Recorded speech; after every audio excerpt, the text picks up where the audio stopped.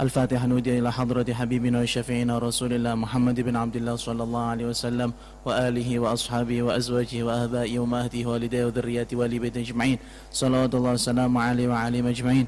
ثم إلى حضرة جميع إخوانه من الأنبياء والمرسلين والشهداء والصالحين والعلماء والمصنفين والأولياء وجميع الملائكة المقربين، خصوصا لحضرة سيدنا المهاجر الله أحمد بن عيسى وسيدنا الأستاذ الأعظم الفقيه المقدم محمد ابن علي بعلوي. ثم إلى حضرة جميع ساداتنا أهل أبي علي، خصوصا لحضرة بركتنا الإمام حبيبنا علي بن محمد بن حسين الحبشي. ثم إلى حضرة صاحب الراتب قطب الإرشاد وقاضي العباد والبلاد حبيب عبد الله بن علي بن محمد الحداد. ثم إلى حضرة صاحب هذه الولاية وصاحب المقام الحبيب محمد إدروس. ثم إلى حضرة باه Pangeran Buker. ثم إلى حضرة الحبيب جعفر الكافة أصولهم وفروعهم وحواشيهم. ثم إلى حضرة جميع أولياء الله وعلماء الله في كل زمان ومكان، خصوصا حضرة القطب الرباني والغوث السمداني الشيخ عبد القادر الجيلاني رضي الله عنه. ثم إلى حضرة جميع أولياء تسعد الجابين، خصوصا حضرة صاحب الولاية سيد جعفر الصادق سنان قدس Bah Pangeran Poncowadi Barifai Mbah Raden Syahid Sunan Kalijogo Baraden Umar Said Sunan Muria wa usulihim wa furu'ihim wa hawashim wa khususan hadrati ruhi wa jasati muallif kitab Limada al-Imam Abdurrahman Bawa Ibn Muhammad al-Malibari radhiyallahu anhu wa usuli wa furu'i wa hawashi wa jami' awliya illah wa ulama illah fi kulli zamanin wa makan. Anallahu ala darajatin fil jannah wa yakathur mathubatihim wa yudha'ifu hasanatihim wa yafadhuna bijayhi man fa'ana bihim idu alina bi barakatihim asrarihim anwarihim wa ulumin fahatin fid dini wad dunya wal akhirah. Syai'un la ilaha wa lahum lana al-Fatihah. A'udzu billahi minasy syaithanir rajim. Bismillahirrahmanirrahim. Alhamdulillahi rabbil alamin arrahmanir rahim maliki yaumiddin. إياك نعبد وإياك نستعين اهدنا الصراط المستقيم صراط الذين أنعمت عليهم غير المغضوب عليهم ولا الضالين رب اغفر لي ولوالدي وللمؤمنين آمين. Bismillahirrahmanirrahim. Alhamdulillah wassalatu wassalamu ala Rasulillah wa ala alihi wa sahbihi wa man tabi'a hudah wa la hawla wa la quwwata illa billahil aliyyil azim. Amma ba'd. Fadilatul muhtaramin al-ulama an-nujaba wa masyayikhun al-fudhala, para sepuh bini sepuh, hadirin hadirat Jamaah Masjid Agung Kudus rahimakumullah wa radhiya ankum wa barakalakum. Marilah kita sebelum memulai kajian Ramadan, sebelum buka puasa pada tahun ini, kita mulai dengan niat iktikaf terlebih dahulu di masjid. Bismillahirrahmanirrahim. Nawaitul i'tikafa fi hadzal masjidi sunnatan lillahi ta'ala. Insyaallah kami akan mendampingi panjenengan semua di sore hari untuk mengkaji sebuah kitab yang diberi judul Limada. Kalau di dalam bahasa Indonesia, Limada itu artinya mengapa, kenapa. Lah, di sini kitab ini agak menarik, nanti kita akan bedah, kita akan baca muqaddimahnya secara singkat, kita tidak akan maknani. Nanti kalau sudah pada pembahasannya 1, 2, 3 dan seterusnya, insya Allah kita akan maknani secara makna Jawa. Itu yang menjadi tradisinya Posonan, itu memang seperti itu. Nah, kitab ini sendiri dikarang oleh Syekh Abdurrahman Bawa Ibn Muhammad al-Malibari. Kalau melihat dari takrid atau takdim yang ada di dalam kitab ini, kemungkinan besar beliau insya Allah masih hidup, dan beliau termasuk salah satu ulama yang diperhitungkan di lingkungan orang-orang di Universitas Al-Azhar Asy-Syarif. Maka kitab ini memang agak susah untuk didapatkan, dan saya menemukannya waktu itu ketika di Madinah ada Ma'rid Al-Kitab atau pameran kitab Al-Alami Internasional yang diadakan di Madinah. Lalu di situ saya masuk ke sebuah perpustakaan atau toko buku yang memang hanya menjual kitab-kitab karangan ulama Ahlu Sunnah wal Jamaah dengan masyrab aqidah Asy'ariyah. Dan ini memang kita konfirmasi, kalau dilihat dari kitabnya, dari konten isinya, insya Allah beliau termasuk ulama Ahli Sunnah wal Jamaah, Syafi'i madhaban dan Asy'ariyan aqidatan. Nah gitu. Dan insya Allah kita akan selaras dengan beliau karena kitab-kitab yang dinukil oleh beliau di dalam kitab ini adalah kitab-kitab yang mu'tabar, yang terkenal di kalangan ulama ahli sunnah wal jamaah Nusantara, khususnya Nahdlatul Ulama. Maka dari itu, bismillahirrahmanirrahim. Qala al-muallif radhiyallahu anhu wa nafa'ana bihi wa bi'ulumihi wa bi barakatihi fid dharain amin. Bismillahirrahmanirrahim, dengan menyebut nama Allah, zat yang maha pengasih maupun maha penyayang. Alhamdulillahi dzit tauli wal in'am. Kata beliau, segala puji hanya milik Allah subhanahu wa ta'ala yang memiliki banyak sekali anugerah dan banyak sekali kenikmatan. Wa akmalus salati wa ambalus salam ala afdalil bashar alladhi huwa li silsilatir rusli khitam. Dan sempurnanya salawat dan juga luhurnya keselamatan semoga selalu tercurahkan kepada seorang manusia yang mana ia adalah menjadi penutup rangkaian daripada para utusan-utusan Allah subhanahu wa ta'ala. Wa ala alihil bararatil kiram, dan semoga juga limpahan salawat salam tersebut dilimpahkan juga kepada keluarga beliau yang mulia-mulia, wa ala sahabatihil khiyaratil izam, dan juga kepada para sahabatnya yang terpilih dan juga orang-orang yang agung, wa ala tabi'ina lahum min zubdatil anam, dan juga semoga tercurahkan kepada para tabi'in yang mengikut daripada manhaj kehidupan orang-orang tersebut, yang mana mereka termasuk zubdatul anam, orang-orang yang terpilih. Nasyhadu an la ilaha illallah wahdahu la syarikalah. Kami bersaksi bahwasanya tidak ada Tuhan yang berhak disembah kecuali Allah subhanahu wa ta'ala. Tidak ada siapapun atau apapun yang dapat menyekutukannya. Wa nasyhadu anna sayyidana Muhammadan abduhu wa rasuluh, dan saya juga bersaksi bahwasanya Nabi Muhammad sallallahu alaihi wasallam adalah hambanya Allah subhanahu wa ta'ala dan utusan Allah subhanahu wa ta'ala. Syahadatan tudkhiluna daran ni'ami wassalam wa tunjina min darin niqami wal alam, yang mana ucapan syahadat tadi insya Allah semoga menghantarkan kita untuk masuk ke rumah atau ke desa yang penuh kenikmatan dan keselamatan, yakni surga, dan syahadat yang bisa menyelamatkan kita dari api neraka dan beberapa penyakit-penyakit atau rasa sakit. Amma ba'du. Faqad atharna, kata beliau, faqad atharna ala ajwibatin lafat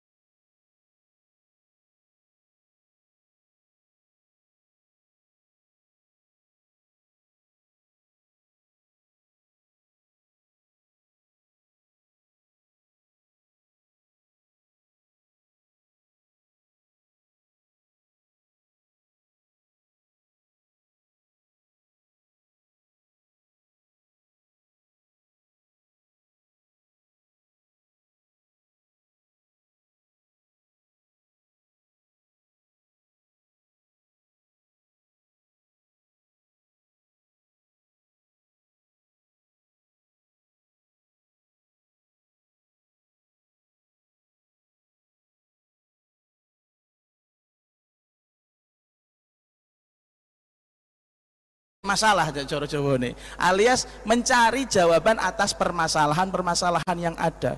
Kalau kita lihat tradisi mereka di pondok manapun, alumni manapun saja, itu pasti mencari dalil yang terdekat daripada kitab-kitab salaf. Nggak mungkin cari dari majalah atau koran, apalagi buku LKS Quran hadis, nggak ada itu. Orang basul masail kok dari kitab LKS guru Quran hadis, ya, apalagi geografi, ya nggak bakal ketemu.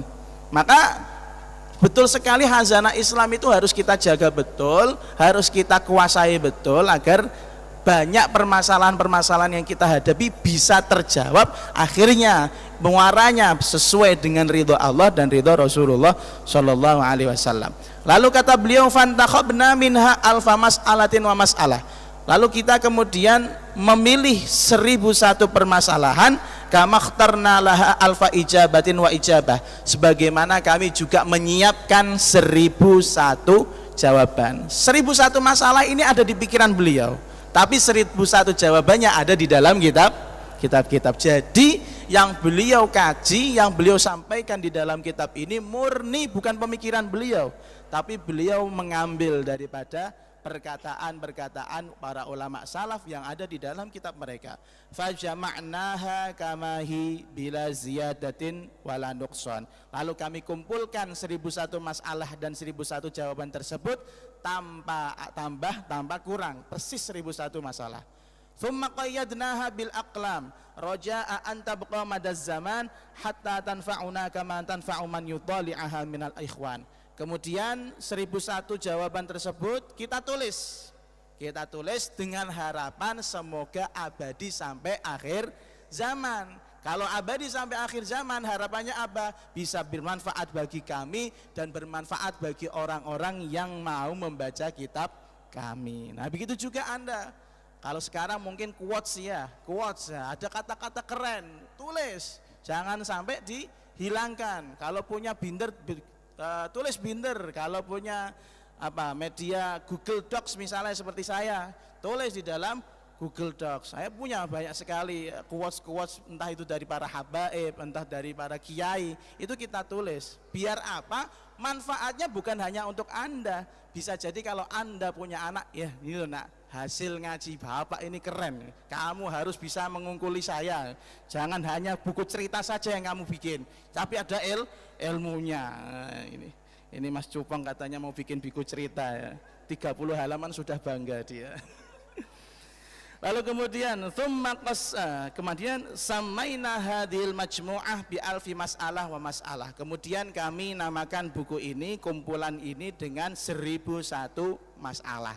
Ini mungkin maksud beliau untuk membandingi salah satu buku yang fenomenal, yaitu buku sastra yang namanya Alfu Lailah wa Lailah, 1001 malam. Itu bagi orang yang gila dengan bahasa, gila dengan sastra, alangkah baiknya merujuk pada kitab Alfu Lailah wa Lailah. Tapi kita belum sampai baca, mungkin sudah gila karena nggak mudeng isinya kayak apa.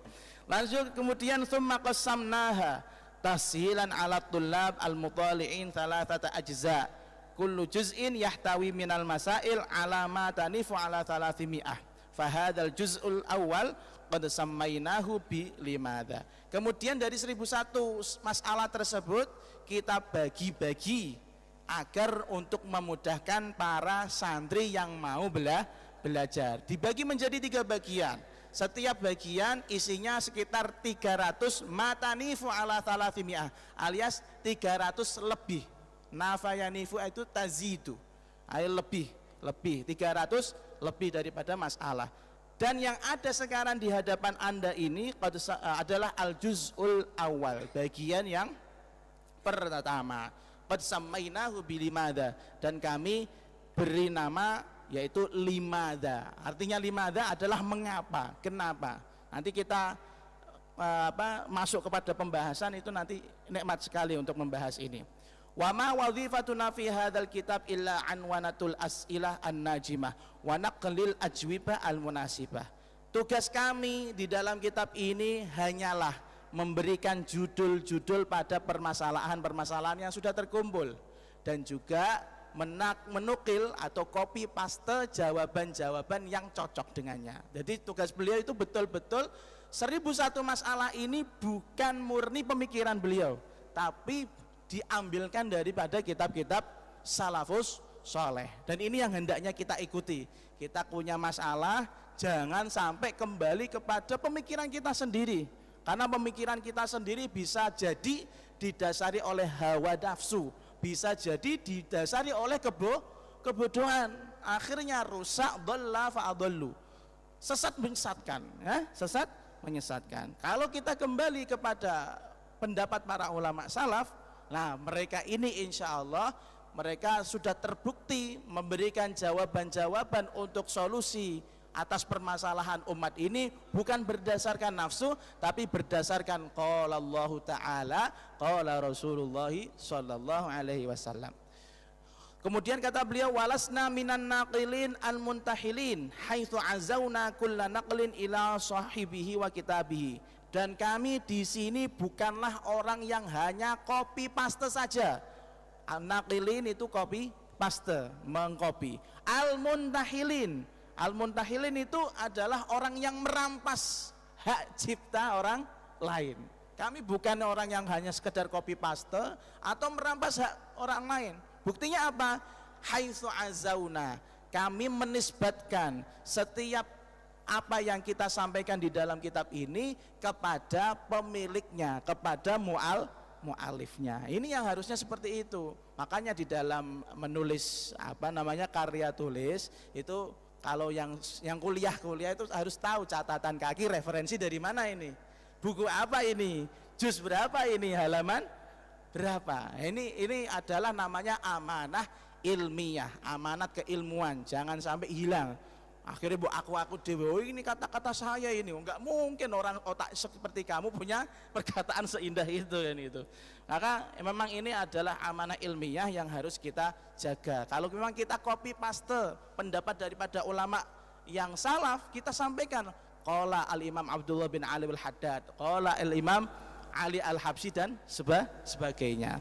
Fama'adzallah minal ikhtilasi wal intihal. Sungguh aku berlindung kepada Allah dari sifat al-ikhtilas, maling, nyolong, mencuri hak pemikiran orang lain, wal intihal, dan juga merampas hak karya orang lain. Dan kata beliau, al-intihalu arun fid dunya wal akhirah. Orang yang merampas hak cipta orang lain adalah memalukan di dunia maupun di akhirat. Kenapa memalukan? Li'annal intihal sariqatun la mahalah inda salafi wal khalaf.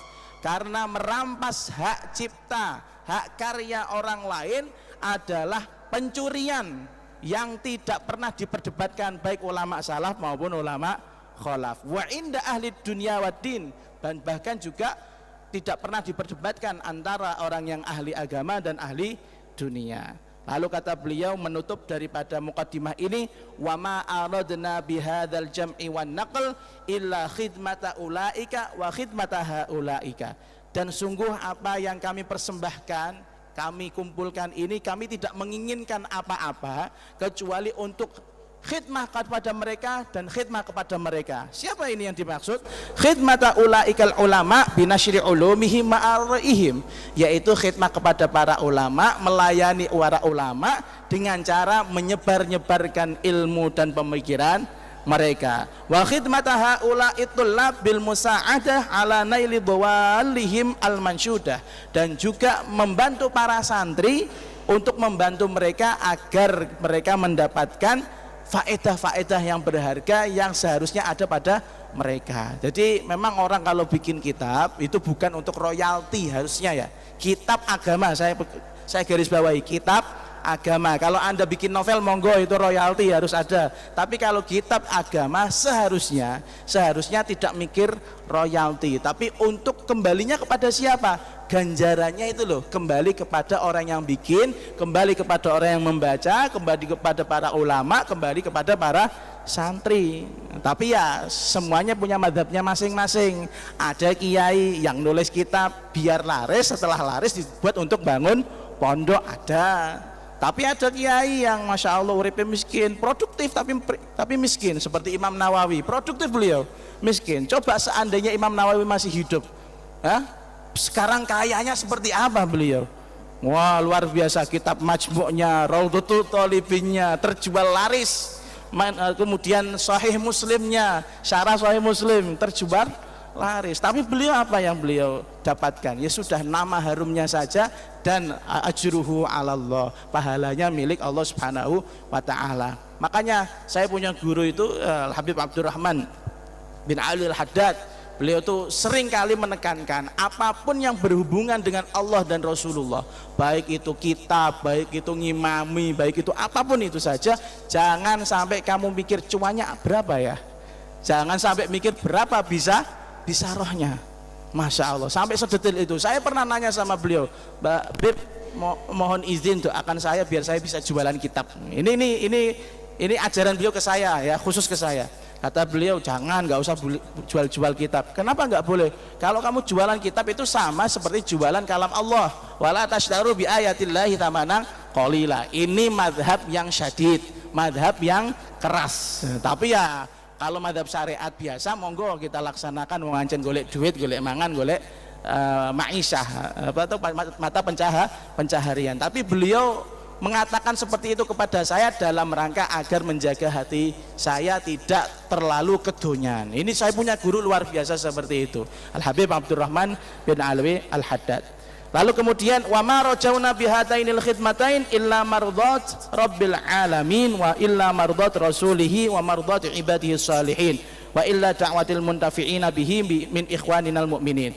Sungguh kami tidak mengharapkan apa-apa dari khidmah kepada ulama dan khidmah kepada para santri kecuali mencari ridho Allah, mencari ridho Rasulullah, mencari ridho para hamba-hamba Allah, wali-wali Allah yang soleh-soleh, dan mencari doanya orang-orang yang mau mengambil manfaat dari kitab ini. Hadza fanas'alullah ay yaj'alahu amalan salihan yanfa'una fid dharain innahu sami'ud du'a wa mujibun nida. Inilah yang bisa kita sampaikan, kata beliau ya, bukan kata saya. Ini masih lanjut nanti. Kata beliau, inilah yang bisa kita sampaikan. Kita mohon kepada Allah Subhanahu wa taala semoga kitab yang kita buat ini menjadi sebuah amal soleh yang bermanfaat di dunia dan akhirat. Sungguh Allah lah Subhanahu wa taala zat yang mendengar doa dan zat yang menjawab dari segala panggilan-panggilan hambanya. Qala al-muallif radhiyallahu anhu wa nafa'ana bihi wa bi ulumihi wa bi barakatihi fid dharaini amin. Limadza, kenapa ikhtara milih Rasulullah sallallahu alaihi wasallam sinten Kanjeng Nabi Muhammad sallallahu alaihi wasallam ghara Hira ing gua Hira lit ta'abbudi krana ngibadah fihi ing dalem gua Hira duna ghairihi dudu liyane gua Hira minal amkinati bayane saking pira-pira panggonan. Pertanyaan pertama, mengapa Rasulullah sallallahu alaihi wasallam sebelum diangkat menjadi nabi dan rasul itu lebih suka menyendiri di gua Hira? Di gua Hira. Tapi beliau menyendirinya beda dengan menyendirinya kita. Di sini dikatakan lit ta'abbud, beliau menyendiri di gua Hira untuk beribadah. Kok enggak tempat-tempat yang lainnya saja? Kenapa? Dijawab li'annahu krana sak temene ghari Hira tijahal qiblati iku madhep qiblat. Wa huwa hale utawi Kanjeng Nabi yuhibbu iku seneng sinten Kanjeng Nabi ru'yataha ing mirsani gua utawa ing mirsani qiblat. Qala al-allamah asy-Syarwani wa kanat lan ana ibadatuhu apa ngibadahi Kanjeng Nabi sallallahu alaihi wasallam qabla fardil maktubati ing dalem sak durunge kewajiban al-khamsi salat kang 5 fi ghari Hira iku ing dalem gua Hira.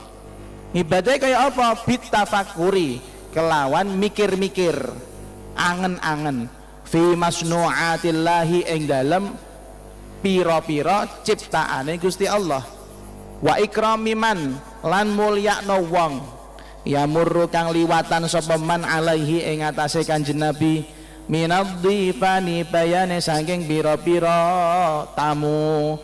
Fakana mongko ana sapa Kanjeng Nabi yata'abbadu iku ngibadah sapa Kanjeng Nabi fihi ing dalem ghari Hira al-layaliya ing dalem pira-pira wengi dawatil adadi kang duweni pira-pira hitungan.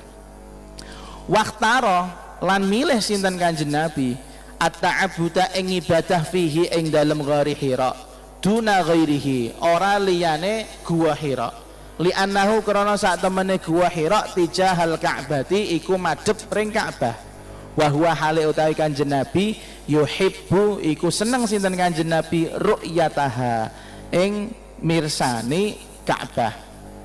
Summa wajaba nuli keri-keri wajib alaihi ing atase Kanjeng Nabi wa alaina lan ing atase kita qiyamul laili apa qiyamul lail. Qiyamul lail itu adalah solat sunnah yang dilaksanakan di malam hari. Maka untuk intermezzo saja, ketika kita sholat sunnah badani isya apapun itu sholatnya sudah dianggap qiyamul lail. Tapi banyak sekali orang-orang yang salah kaprah menamakan qiyamul lail dengan tahajud. Enggak, tahajud salah satu dari cara untuk qiyamul lail. Anda baca Quran di malam hari setelah sholat isya itu juga namanya qiyamul lail. Anda baca sholawat juga namanya qiyamul lail. Anda belajar sebuah ilmu agama di malam hari namanya juga qiyamul lail. Artinya qiyamul lail itu apa? Menghidupkan malam-malam Anda dengan ibadah. Makanya jangan terpancang dengan yang namanya apa? Sholat tahajud. Khususnya bagi yang nggak biasa sholat tahajud nih ya, rungokke tenan, dengerin. Qiyamul lail tidak harus dengan cara apa? Tahajud. Anda bisanya cuma sholat witir ya sudah sholat witir. Anda bisanya cuma sholat sunnah mutlak 2 rakaat ya laksanakan. Bacanya bisanya baca apa Al-Quran 1 juz laksanakan. Bisanya sodakoh nyenengke keluarga laksanakan. Itu sudah mendapatkan pahala daripada qiyamul lail. Nah, jadi kita jangan sampai sempit. Tapi lebih utamanya kalau bisa apa tahajud. Tapi tahajud itu berat. Kalau di mazhab Syafi'i tahajud itu dilaksanakan setelah tidur. Tapi kalau ada madhab yang lain seperti madhab Ahmad bin Hambal, tahajud tidak harus tidur dulu, ada seperti itu. Tapi kan kita Syafi'i, sudah nggak usah ikut madhab Hambali. Tumakola kan dimau. Tumanusikho, nuli keri-keri din hapus apa kewajiban qiyamul lail fi haqqina ing dalem hake kita umatnya Kanjeng Nabi. Wa haqqihi aidan lan hake Kanjeng Nabi aidan hale maneh alal mu'tamadi ing atase qaul kang mu'tamad bi fardhi shalawatil khamsi kelawan kewajiban salat 5 waktu wahiyalan utawi fardhu shalawatil khamsi afdalul ibadati iku saapi-api ibadah al badaniyati kang bangsa awak adh-dhahirati kang ketok wal ibadatul badaniyah lan utawi pira-pira ibadah kang bangsa badan al batinati kang batin kat tafakkuri iku kaya mikir-mikir angen-angen wasabri lan sabar waridho lan ridho bil qada'i kelawan qada wal qadari lan qadar ai ridho taslim pasrah dan qada qadar takdir. Wal ibadatul badani afdalu ngapunten khabari kari afdalu iku luweh apik minha tinimbang saking ibadah badaniyah al-zahirah hatta minas sholati sehingga ngungkuli saking sholat. Faqad warada lan mongko temen temeka apa riwayat tafakkuru sa'atin ila akhirih. Tafakkuru sa'atin utawi angen-angen sak jam sak mangsa khairun iku luweh apik min ibadati siti nasanatin tinimbang saking jungkung ibadah swidak tahun. Wa afdalul jami'ilan utawi paling mulya-mulyane kabeh iku mau al imanu iku iman. Pun kita terangkan pelan-pelan. Soal pertama adalah mengapa Kanjeng Nabi Muhammad sallallahu alaihi wasallam sebelum beliau diangkat menjadi seorang nabi dan rasul suka sekali untuk menyendiri di mana? Gua Hira. Kenapa nggak milih yang lainnya? Dan di sini dijawab oleh Al-Imam Al-Allama Asy-Syarwani di dalam kitab Tuhfatul Muhtaj. Kata beliau, dulu Kanjeng Nabi ibadahnya ya, sebelum beliau mendapatkan perintah sholat 5 waktu, ngibadahnya Kanjeng Nabi itu seringkali fi ghari Hira, seringkali di gua Hira. Bagaimana cara ibadah beliau? Bitafakkur. Beliau itu dengan cara angen-angen, bermikir-mikir. Beda lah ya, mikir-mikir dengan ngelamun. Ya, ini bukan ngelamun.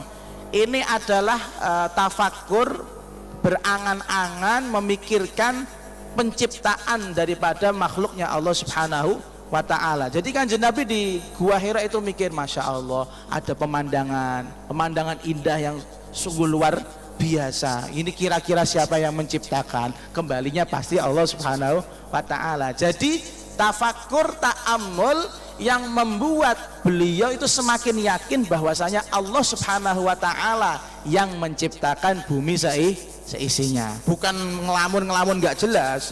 Apalagi ngelamun ini nanti buka di Masjid Agung dapat kotak yang mana ya. Enggak, ini bukan tafakur, itu namanya sudah ngeleh nih ini ku. Nah, kata beliau, ibadahnya Kanjeng Nabi sebelum diwajibkan sholat 5 waktu adalah tafakur. Dan yang kedua, ikrami man yamurru alaihi minadh-dhifan. Beliau menjamu tamu-tamu yang melewati beliau di Gua Hira. Jadi ada orang lewat di pinarak, ayo monggo sini, mampir dulu, jagung dulu, pinarak dulu. Lalu kemudian di Gua Hira berapa lama? Kata beliau, fakana yata'abbadu fihi layali dzawatil adad. Kanjeng Nabi di Gua Hira itu bisa bermalam-malam, berhari-hari, tidak hanya semalam 2 malam, tapi bisa berhari-hari. Lalu Kanjeng Nabi memilih ibadah di Gua Hira, kok gak di tempat-tempat yang lain? Kenapa? Karena li'annahu tijahal Ka'bah. Karena Gua Hira itu posisinya, madepnya itu menghadap ke Ka'bah, dan Kanjeng Nabi suka sekali untuk madep atau melihat Ka'bah. Ini sirinya atau rahasianya kenapa Kanjeng Nabi memilih Gua Hira. Lalu kata beliau, kemudian sampai pada akhirnya Allah Subhanahu wa ta'ala mewajibkan kepada Kanjeng Nabi dan juga kepada umatnya, yaitu qiyamul lail. Qiyamul lail, saya katakan tadi, qiyamul lail tidak hanya terbatas pada ibadah yang berupa sholat. Apapun saja kalau kita melakukan ibadah di malam hari, itu sudah pahalanya seperti qiyamul lail. Maka kata beliau, dulu sebelum diwajibkan sholat 5 waktu, Kanjeng Nabi dan umatnya diwajibkan untuk qiyamul lail. Tsumma nusikha. Akan tetapi qiyamul lail, kewajiban qiyamul lail ini dihapus, baik untuk kita atau untuk Kanjeng Nabi, menurut qaul yang muktamad. Sekali lagi, ini menurut siapa tadi? Imam Asy-Syarwani mengatakan qiyamul lail itu dimansukh, dihapus kewajiban hukumnya atas kita dan atas Kanjeng Nabi. Qiyamul lailnya, tapi tahajudnya Kanjeng Nabi masih wajib pun. Diganti dengan apa? Diganti dengan sholat 5 waktu. Jadi itu sirinya. Sekali lagi, kenapa Kanjeng Nabi milih Gua Hira menjadi tempat ibadah? Karena Gua Hira itu madhab kepada kiblat atau Ka'bah, dan Kanjeng Nabi sangat suka untuk melihat Ka'bah. Lalu ada informasi lagi bahwasanya dulu Kanjeng Nabi dan umatnya diwajibkan untuk apa? Qiyamul lail, tapi dihapus, dimansukh dengan kewajiban sholat 5 waktu. Kemudian beliau menegaskan, sholat 5 waktu ini adalah ibadah badan yang zahir, yang paling utama. Apapun ibadahnya, kalau berkaitan dengan badan, maka ibadah terbaik itu adalah sholat. Makanya hati-hati yang biasanya kawanan lillahi ta'ala, ini afdolul ibadah, kenapa menjadi ahqarul ibadah ya? Yang harusnya menjadi ibadah paling mulia malah menjadi ibadah yang paling gampang. Hati-hati ya, yang kawanan ini afdolul ibadat ya, ibadah yang paling keren, yang paling mulia di sisi Allah, tapi jangan sampai kita buang hak-hak daripada ibadah yang berupa sholat tersebut. Lalu kemudian kata beliau, sholat adalah ibadah badan yang terlihat karena diperagakan, Allahu Akbar, ada rukuk, sujud dan lain-lain. Tapi apakah ada ibadah badan yang sifatnya batin? Ada. Kata beliau, ibadah badan yang sifatnya batin itu ada seperti berangan-angan. Maka ketika sholat niku ada namanya tadabbur, angan-angan bacaan yang dibaca. Kemudian ada ibadah yang namanya as-sabr. Ketika Anda sakit, entah itu tangan kena luka, kemudian kena peso, Anda sabar. Nah, padahal ini yang sakit ini, maka sabar itu menjadi ibadah batin.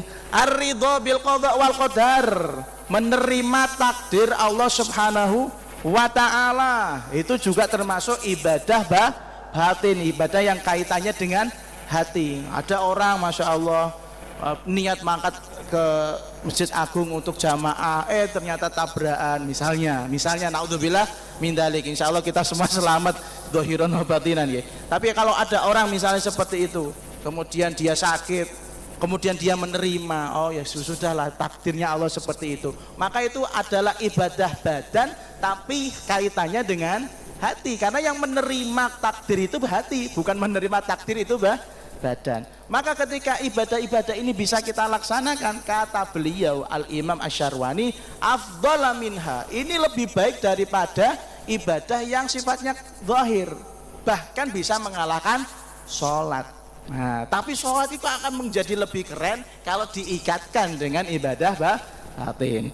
Lalu kemudian beliau melandaskan sebuah dawuh dengan gini, ada sebuah riwayat yang mengatakan bahwasanya Anda berangan-angan memikirkan penciptaan Allah Subhanahu wa ta'ala sehingga Anda bisa mencapai wusul ilallah walaupun dalam sekejap saja, itu lebih baik daripada ibadah 60 tahun lamanya. Tapi diakhiri dengan dawuh daripada beliau, wa afdolul jami'i al-iman. Mau ibadah zahir, mau ibadah batin, mau ibadah badan, mau ibadah uang, semuanya itu kalah semuanya dengan yang namanya keimanan. Maka memang betul apa yang harus kita fokuskan adalah memupuk rasa iman kita kepada Allah Subhanahu wa ta'ala. Ketika kita kaitkan semua ibadah kita, gerak-gerik kita, suku kita, waharokatina, gerak badan dan diam kita ini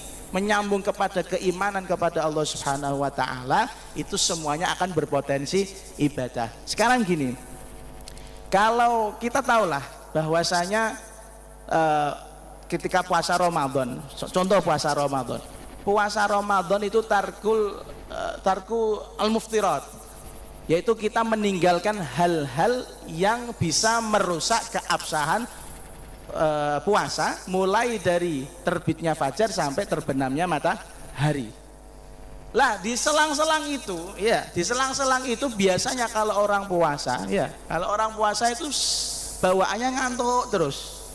Lah ini ada beberapa orang naudzubillah min dzalik yang mengatakan, oh, lebih baik saya tidur daripada saya maksiat, karena ada hadis naumus shaimi ibadah, turune wong yang puasa adalah ibadah. Ini jangan salah diartikan seperti itu. Harusnya kita mikir kenapa sampai berpotensi ibadah, karena selama kita tidur itu loh meninggalkan banyak sekali keharaman. Coba orang tidur itu bisa maksiat apa? Bisa minum minuman keras. Orang tidur apa bisa membunuh orang? Orang tidur apa bisa makan babi? Enggak semua. Apakah bisa zina? Enggak bisa. Maka ketika kita diam ini nggak ngapa-ngapain, melongok, itu bisa jadi itu potensi ibadah kalau kita kaitkan dengan keimanan. Ya Allah, alhamdulillah saya dikasih waktu nganggur, saya nikmati untuk tafakur, gitu harusnya. Bukan mikir ini nanti apa yang harus saya kerjakan, bingung jadi orang, bingung kayak orang dua iman. Maka bahkan kata Imam Ghazali, bisa jadi amal terbaiknya orang akhir zaman nanti itu bukan qiyamul lail, bukan sholat, bukan tahajud, bukan puasa, tapi malah tidur. Karena dengan tidur itulah dia akan meninggalkan banyak sekali kemaksiatan. Makanya sekali lagi, hal-hal yang berkaitan dengan keimanan walaupun sifatnya seperti hal yang mubah saja, koyoke ora ono potensi pahala nih, tapi kait mbek keimanan pahala.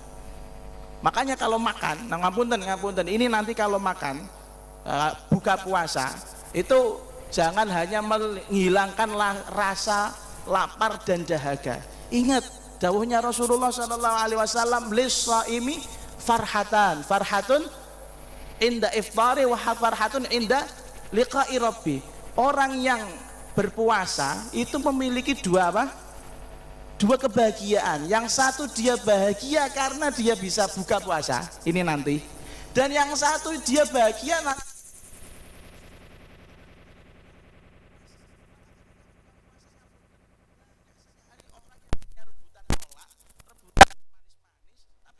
bahwasanya itu sedang berhadapan dengan Allah Subhanahu wa taala. Makanya orang yang setelah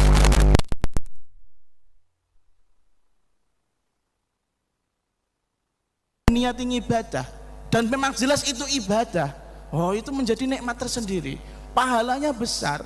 Maka alhamdulillah guru-guru kami mengajarkan kepada kami, nek buka puasa itu jangan lupa kamu doa untuk khairatid dunya wal akhirah, untuk kebaikan dunia akhirat, karena disitulah Allah ada bersama kamu. Allah seneng kamu itu makan itu seneng. Ketika Allah seneng minta, oh gitu loh maksudnya. Berarti ada nuansa ibadah di dalam apa? Buka puasa, bukan hanya sekedar comot-comot, wah ini apa lagi ya makan ini sempol oke, oh itu bandeng oke, bukan gitu caranya. Caranya bismillah diikuti, alhamdulillah ini ada makanan. Allah Subhanahu wa taala seneng kalau kita makan. Terus ya Allah tolong ridho dengan setiap kunyahan yang kami makan, dengan setiap teguk air yang kita minum, jenengan paringi ridho kepada kami. Lo gitu loh. Nah, makanya kalau orang sekarang ngapunten bukane sak gunung, bukane sak gunung udah ada lalapannya, ada gorengannya, ada sembarangannya, tapi hasil puasanya nol. Kita lihat akhirnya nanti setelah Ramadan lebih baik apa lebih buruk? Gak usah nunggu Syawal deh. Nantilah akhir-akhir daripada puasa Ramadan ini biasanya di masjid-masjid sana ya, itu kan semakin lama jamaah semakin berkurang, berarti buka puasanya ada masalah itu. Buka puasanya ada masalah. Nah, maka dari situ kita tuh sebenarnya malu banget sama Allah Subhanahu wa taala. Kenapa malu? Khususnya di bulan Ramadan ini, katakan Nabi sufidati syayatin, setan-setan itu dibelenggu. Orang sosok yang selama ini kita tuduh menjadi pengganggu amal ibadah kita sudah dibondo loh, sudah dibelenggu. Kenapa kita masih bisa maksiat? Berarti setannya siapa ini kan gitu kan? Sudah dibantu Allah sedemikian rupa kok ngibadahnya masih nol, ngibadahnya masih belum maksimal. Maka sekali lagi, apapun amalnya, apapun bentuk pekerjaannya, walaupun itu terkesan hal yang mubah, hal yang hanya sekedar hukumnya boleh dilaksanakan atau hukumnya boleh ditinggalkan, tidak potensi pahala, tidak potensi dosa, tapi tolong kaitkan dengan mahabbah, kaitkan dengan rasa keimanan, biar semuanya menjadi ibadah. Makanya abah saya itu kalau ngajari, Abuya Ahmad Abdul Fattah salah satunya, ngajari saya nek makan itu niatnya li anna taqwa bihi al ibadah. Kita makan itu niatnya agar kita itu kuat beribadah, bukan limal ilbatni untuk memperbesar perut, bukan, tapi untuk agar kita semakin kuat beribadah. Maka saya ini selalu ketika Ramadan kados ngeten niki, insya Allah kalau buka puasa insya Allah nggak begitu banyak, paling kurma, roti pun nggak pakai nasi. Kenapa? Setelah itu nanti sholat isya terawih ngimami menggeh-menggeh nih, jungklat-jungklit menggeh-menggeh. Makan besarnya agak nanti. Lalu kemudian pembahasan yang kedua mungkin bisa kita baca dulu. 5 natulubul wasilata lahu. 5 krana apa? Natulub golek sapa kita, nyuwun sapa kita al wasilata ing wasilah lahu kanggo Kanjeng Nabi Muhammad sallallahu alaihi wasallam.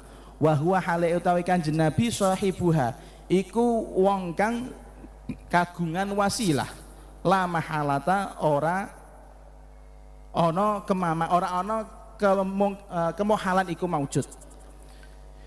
An Abdullah bin Amr bin Al-As radhiyallahu anhuma annahu ing sak temene Abdullah bin Amr bin As sami'aikum krungu midanget Abdullah bin Amr bin As Rasulullah sallallahu alaihi wasallam ing Kanjeng Nabi Muhammad sallallahu alaihi wasallam Lapa Kanjeng Nabi yaqulu dawa sinten Kanjeng Nabi idza sami'tum nalikane krungu sapa sira al muadzina ing wong kang adzan faqulu mongko padha ngucap sapa sira mitlama ing padane barang yaqulu kang ngucap sapa muadzin ing ma tsumma shallu nuli keri-keri padha maca selawat sapa sira alayya ing atase ingsun fa innahu mongko sak temene kelakuan man utawi sapane wong saleh iku salat sapa man alayya ing atase ingsun salatan kelawan salat sholawat sholla mongko bakal paring rahmat ta'zim Allah sapa Gusti Allah taala alaihi ing atase man biha sebab sholawat mau asyron ing ganjaran 10 tsumma salu mongko nuli keri-keri nyuwun sapa sira kabeh Allah ing Gusti Allah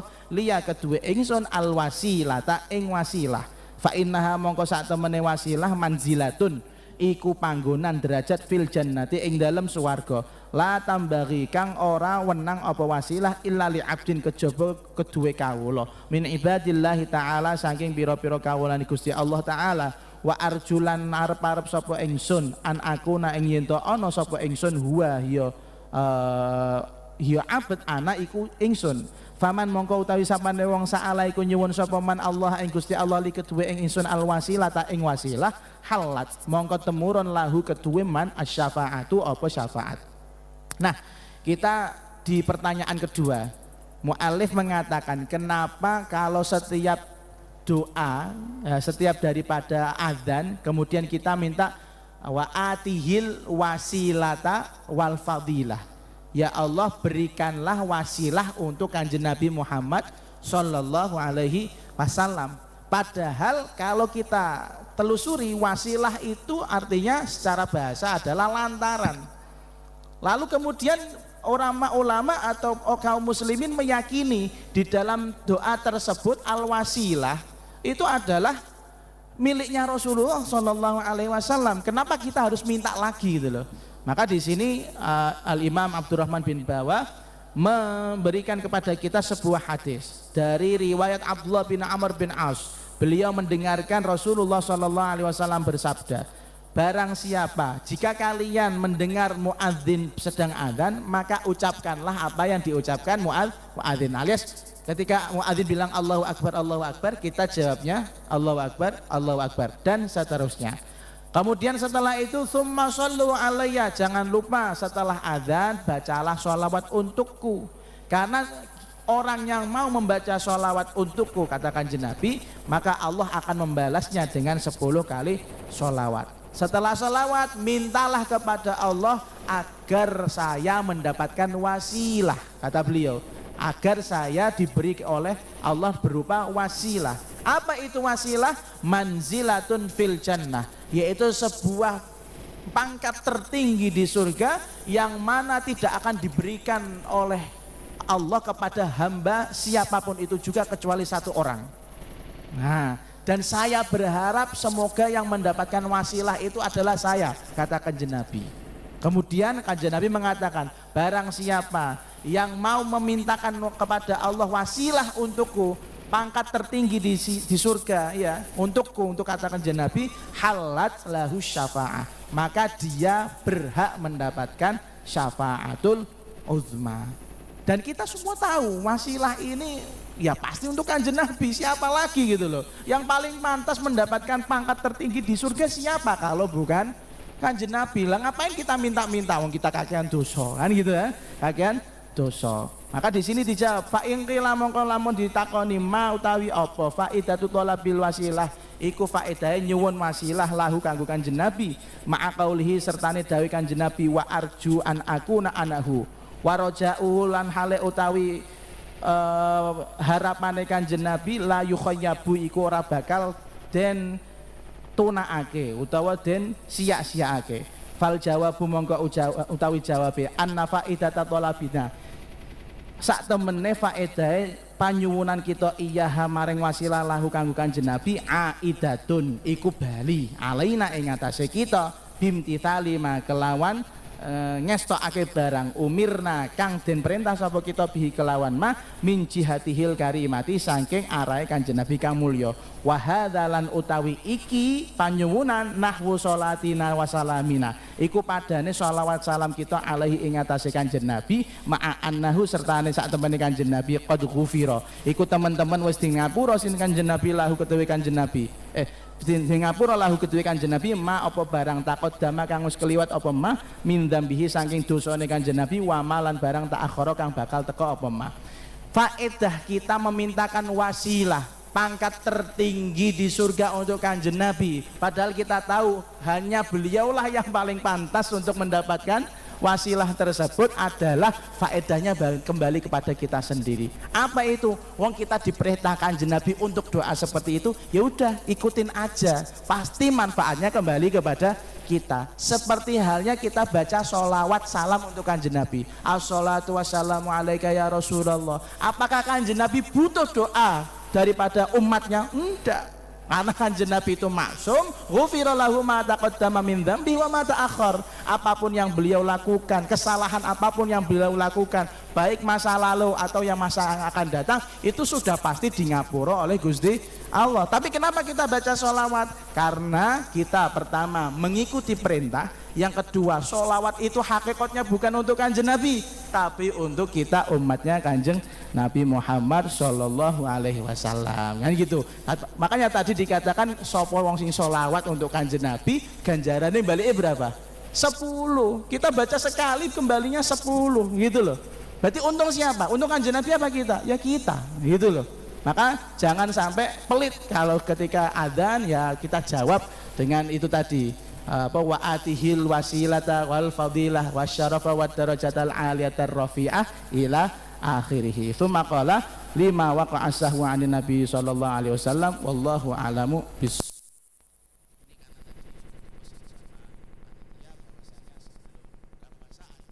Qira terlebih dahulu. Bismillahirrahmanirrahim. Alhamdulillahirabbil alamin. Allahumma shalli wa sallim ala sayyidina Muhammadin wa ala alihi wa sahbihi ajmain. Rabbana anfa'na bima 'allamtana rabbi 'allimna